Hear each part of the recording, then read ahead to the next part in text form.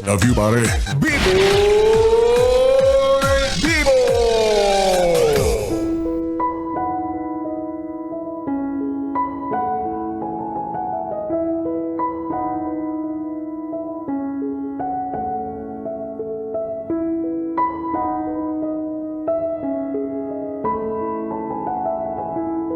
BB Time with B-Boy Bibo. B-Boy Bibo. Bibi, isa ka rin bang klase ng magulang na walang katuwang? Yung tipong mag-isang iniraraos ang buhay na walang asawang kaagapay. Pero may mga anak na kailangan ng paggabay at alalay na sila ring nagsisilbi mong dahilan kung bakit ang iyong buhay ay mas naging makulay. Kaya naman patuloy ka sa iyong pagsisikap. Madalas mahirap. Minsan, hindi ka na makapagpanggap. Pero gayon pa man, tuloy ang laban. Walang sukuan dahil may mga nangangailangan ng iyong paglingap.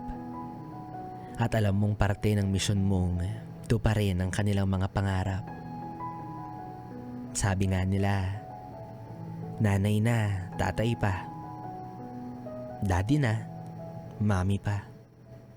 Ano ba talaga? Lahat ng roles inako mo na.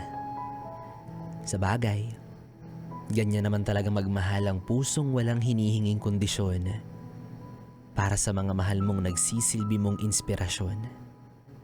Kung hindi rin naman dahil sa kanila, malamang sa malamang, sumuko ka na. Kaya buti na lang, nandyan sila. Alam mo, sa kabila ng bawat hirap at sakripisyo mo,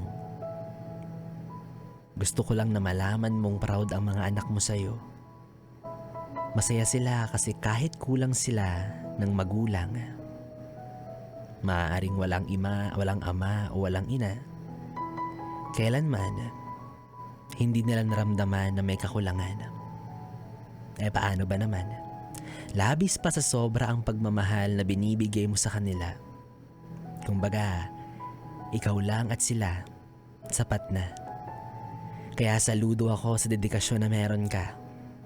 Isa kang magiting na ina na nagpapakaama, o hindi naman kaya ama, na nagpapakaina.